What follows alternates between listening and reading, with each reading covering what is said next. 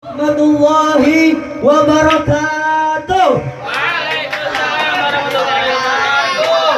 Alhamdulillahirabbil alamin wa bihi nasta'inu ala umuri dunya waddin wassalatu wassalamu ala asrofil anbiya'i wal mursalin sayyidina wa maulana Muhammadin wa ala alihi wa sahbihi wasallam. Amma ba'du. Bismillahirrahmanirrahim. Akang-akang yang ganteng dan juri-juri yang tampan dan dermawan, saya minta yel-yel dari kalian nih. Mana suara santri Aziadah? Semangatnya malam ini emang luar biasa saya.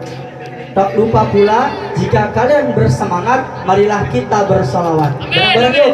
Tuh, 2, 3. Allahumma sholli ala Muhammad ya Rabbi sholli alaihi wa sallim. Allahumma sholli ala Muhammad ya Rabbi sholli alaihi wa sallim. Sallallahu Nabi Muhammad. Ya, pertama-tama yang paling utama, Qala Allah Ta'ala fil Qur'an Al-Karim, A'udzu billahi minasyaitonir rajim. Bismillahirrahmanirrahim. Wa idza sa'alaka ibadi anni fa inni qarib. Ujibu da'watad da'i idza da'an. Falyastajibu-li wal yu'minu bi la'allahum yarshudun. Amma ba'd. Yang saya hormati kepada seluruh alim ulama Sebabagan Cirebon, lebih khusus Mama Kiai Asnawi, semoga beliau masih tetap di dalam ridwan Allah Subhanahu wa taala. Untuk beserta keluarganya semoga benar-benar masih dilimpahkan rahmat kepada Allah Subhanahu wa taala, dan semoga kita santrinya masih bisa semangat menuntut ilmu di Pondok Pesantren Az-Zadah ini. Di sini saya akan berkhutbah yang judulnya itu adalah The Power of Iman. Mahul iman. Iman yang seperti kita ketahui yaitu percaya, yakin akan adanya Allah. Akan adanya Allah, kitab-kitab, rasul, malaikat, hari kiamat, dan qadar.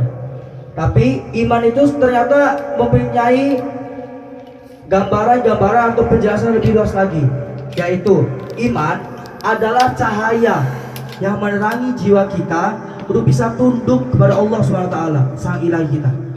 Lalu iman juga adalah sumber energi yang dimana daripada kita itu bisa berbuat kebaikan daripada iman tersebut. Lalu bagaimana kita itu bisa mempunyai iman yang sangat kuat, iman yang terus bertambah setiap harinya? Para ulama itu menjelaskan bahwa salah satu atau ciri-ciri orang yang kuat imannya ada 3. 1, orang itu selalu menuntut ilmu, kapanpun, dimanapun, dan siapa saja, mau tua mau muda, itu selalu menuntut ilmu. Itulah tanda orang-orang yang memiliki kuatnya iman. Itu yang pertama. Yang kedua, ialah orang yang selalu membaca Al-Quran. Untuk kita itu sebenarnya dianjurkan untuk setelah Jumat jamaah itu dianjurkan untuk membaca Al-Quran. Karena apa? Dari membaca Al-Quran ini kita bisa mentadaburi makna-makna Al-Quran, kisah-kisah yang ada dalam Al-Quran, dan pelajaran yang dapat diambil dari Al-Quran. Itulah yang dimanakan kita itu bisa mendapatkan iman yang sangat kuat. Dan yang ketiga, inilah yang paling penting, iman bisa bertambah kuat karena cinta. Cinta kepada apa? Kepada Allah, kepada Rasulnya. Cinta di sini bisa memiliki 2 arti, yaitu dengan cara zikir dan berfikir. Zikir dan fikir. Zikir ya pasti kita tuh harus selalu mengenal Allah. Dimanapun ada kemaksiatan kita astagfirullah. Dimanapun ada keajaiban, adalah keindahan, kita bilang subhanallah. Itulah yang benar-benar kita tuh bisa mengenal Allah. Disitulah kita pasti zikir. Dan yang kedua ialah adalah berfikir. Gimana maksudnya iman? bisa dalam mencintai itu harus berpikir untuk bisa mengimani, untuk bisa mencintai selain kita, untuk bisa merawat alam kita yang ada di sekitar kita. Kita harus berpikir bagaimana caranya meniadakan dan tidak ada pula Tuhan selain Allah yang ada di dalam hati kita. Dan kita harus selalu juga beriman kepada seluruh makhluk yang ada di dunia ini bahwa Allah lah penciptanya. Dari karena cinta ini juga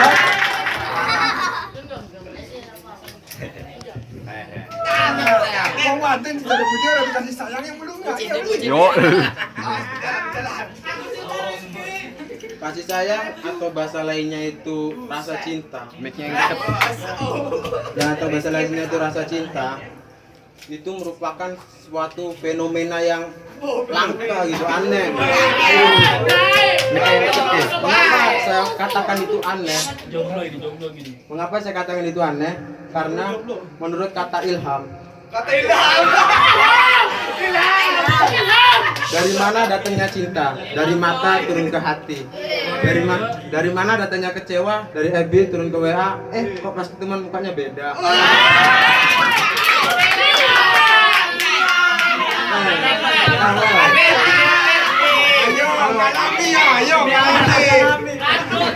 Kalau menurut saya tuh apa yang dikatakan ilham itu kurang tepat. Ya, kalau misalnya cinta dari mata turun ke hati, maka kita tidak akan pernah mencintai Gusti Allah, karena kita tidak pernah melihat Gusti Allah. Dan jika cinta dari mata turun ke hati, kita tidak akan pernah mencintai Rasulullah, karena kita tidak pernah melihat Rasulullah. Dan apabila cinta itu dari mata turun ke hati, maka orang buta tidak akan pernah merasakan apa itu cinta.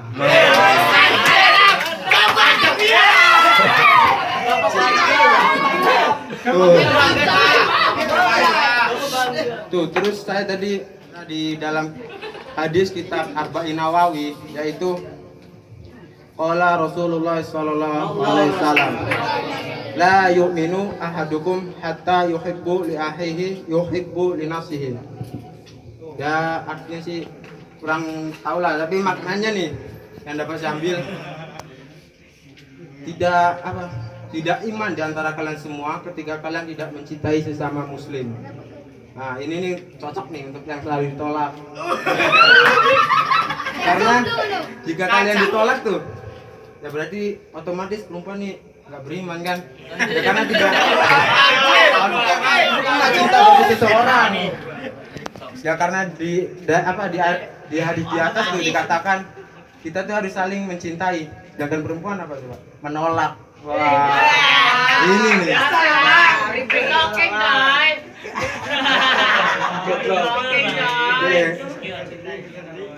Kemudian apa tadi? Oh. Disalin gitu terus dia. Hah? Iya bang. Terus ketika seperti itu apa tadi ya? Perempuan tidak mencintai. Oh, perempuan tidak mencintai. Oh, itu salah itu. Itu salah.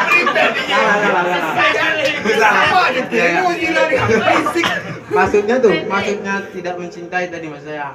Itu bercanda. Kita tidak mencintai sesama muslim, bukan menolak cinta orang, dia langsung gak beriman, kayak gitu. Bukan gitu guys. Kan gitu bro.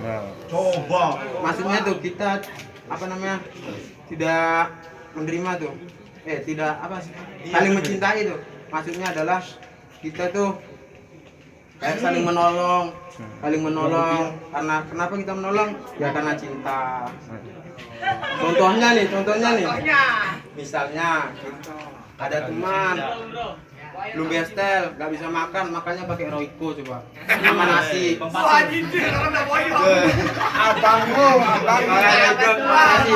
Ya kita tuh sebagai temannya ya. Ini uang untuk beli lauk, atau untuk beli Royco lagi tambah coba. Awet. Namanya bukan sebangsa. Oke. Lanjutkan. Jadi bukan gitu. Jadi intinya kita tuh harus saling menolong ya, saling menolong ya karena rasa cinta sama Muslim. Oke lah, cukup sekian itu dari saya. Wabillahi taufiq wal hidayah. Wassalamualaikum warahmatullahi wabarakatuh. Alhamdulillahirabbil alamin wa bihi nasta'in ala umuri dunya wa din. Wassalatu wassalamu ala asrofil anbiya'i wal mursalin wa ala alihi wa sahbihi ajmain. Amma ba'du. Yang pertama, marilah kita panjatkan puja dan puji syukur kita atas kehadiran Allah Subhanahu wa taala. Yang sebagaimana telah memberikan ribu-ribu nikmat, yaitu diantaranya adalah nikmat iman, Islam dan ihsan. Tak lupa pula selawat serta salam marilah kita panjatkan kepada baginda Nabi besar kita Nabiyana wa Habibana Muhammad sallallahu alaihi wasallam.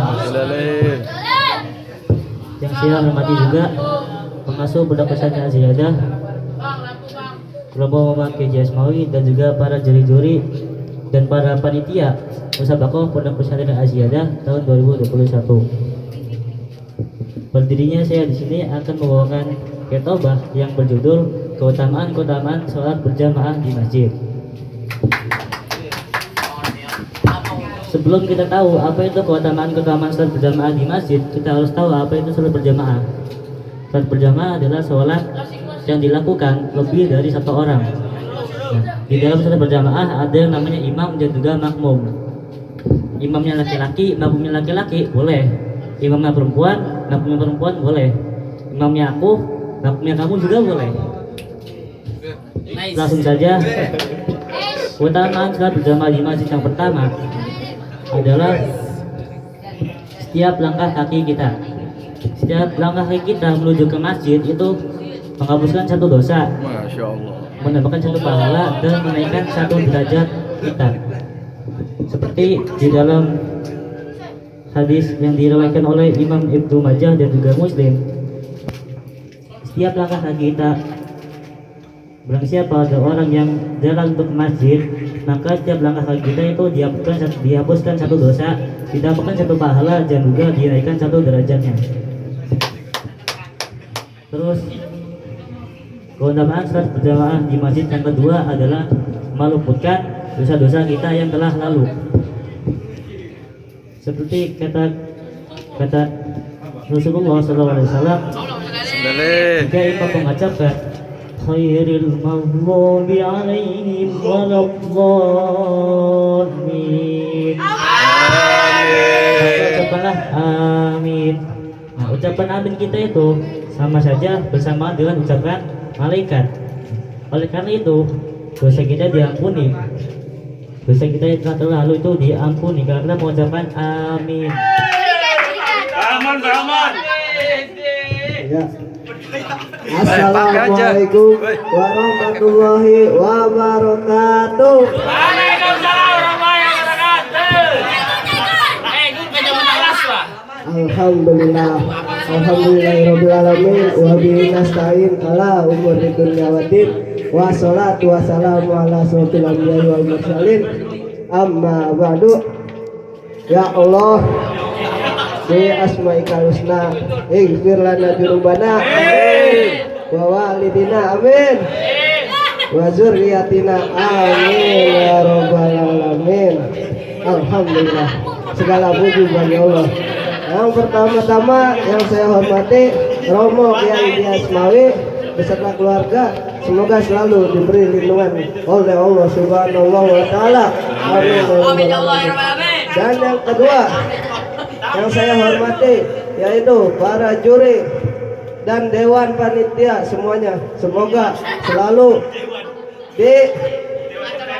diselamatkan oleh Allah dan dimudahkan rezekinya. Amin.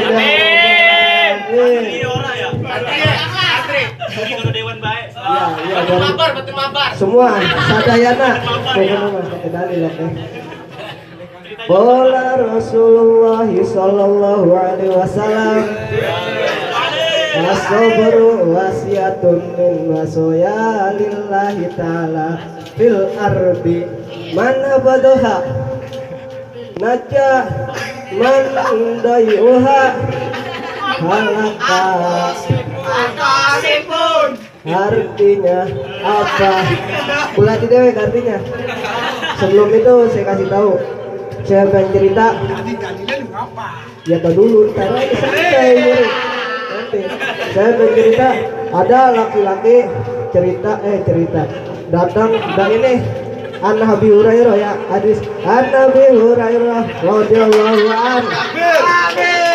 Inna rajulan qala lin Nabi sallallahu alaihi wasallam sallallahu ausini qala lam taghdab faradda miraran lam taktub rawahul Bukhari.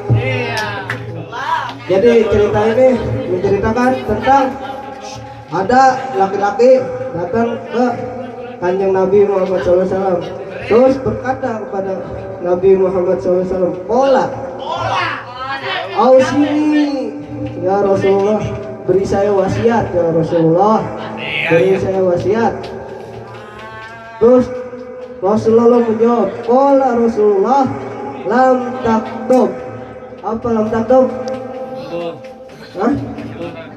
Aja bedu. Jangan suka marah. Di sini jangan suka marah. Kanjeng Nabi menyebutkan 2 kali. Kita jangan pernah marah. Dia mewasiatkan kepada laki-laki tadi 2 kali. Janganlah kamu suka marah. Janganlah kamu suka marah. Artinya apa? Artinya lawannya marah apa berarti?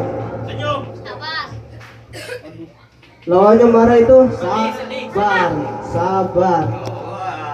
Berarti apa? Sangat pentingnya sabar. Tuh berarti sangat pentingnya sabar dari kita ini. Dan sangat berbahaya sering-sering marah tuh. Akibatnya apa kalau sering-sering marah? Kanker ujung-ujungnya. Ini sih, wah, tiap hari marah yang ujung-ujungnya diurut, dibangtorik ya. Situ diterapi jadinya. Terus apa pentingnya sabar itu? Ya banyak coy. Karena tadi kita manain lagi yang pertama, sabar itu adalah wasiat dari beberapa wasiatnya Gusti Allah di dalam bumi ini. Berarti wasiatnya banyak Gusti Allah. Tapi yang pengen saya jelasin ini tentang sabar. Man hafadoha, siapa yang reksa di wasiat ini, pada wasiat ini, maka najah, maka selamat. Si man itu, orang itu maka selamat. Agak ini ya, barang siapa. Jadi itu tadi artinya gitu Kang. Sabar itu adalah wasiat dari beberapa wasiat Allah. Dan barang siapa yang menjaga wasiat itu, maka orang itu akan selamat. Dan barang siapa doyuha, nyanyiakan wasiat itu, maka orang itu akan rusak. Contohnya apa orang yang sabar? Ya tadi itu, kalau sakit gerendeng boy, ya mau bakal di warasakan, harus dong kalian nambah di tambahin dipendu. Terus barang siapa, ada lagi, iya, tapi ini mah artinya aja, ini mah artinya. Terus barang siapa yang tidak ridho dengan qadarnya Gusti Allah dan tidak sabar dengan belainya Gusti Allah dan tidak mensyukuri nikmatnya Gusti Allah, maka orang tersebut seperti orang yang keluar dari bumi dan langit. Di mana? Ya embuh. Keluar dari bumi dan langit. Di mana ya? Ya kan? Kayaknya dari habis itu tidak seperti orang tidak dianggap lah. Makanya kita kudu sabar. Jangan sedikit-sedikit marah. Apa-apa jadi juri, duduk 3 jam ya sabar. Bagian pantatnya pegel ke. Bagian oli campur kopi ya. Kudu sabar, penting bisa sabar. Ah. Iya banyak putih yang kudu disabarin Kang.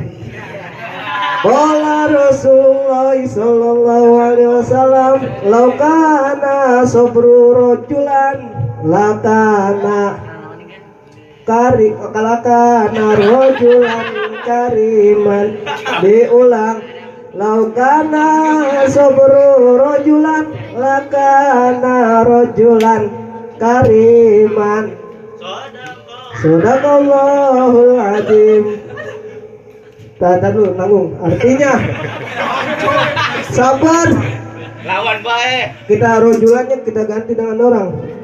Jika ada orang yang sabar, ada orang lanang sabar, maka orang lanang itu mulia, maka akan mulia. Itu pentingnya sabar begitu. Kita ganti rojulannya dengan orang. Barang siapa ada orang yang bersabar, maka orang tersebut akan mulia, gitu ya. Karena lampunya merah. Karena lampunya sudah merah. Sekian dari saya. Assalamualaikum warahmatullahi wabarakatuh. Waalaikumsalam warahmatullahi wabarakatuh. Lanjut, peserta nomor urut 18 akan disampaikan.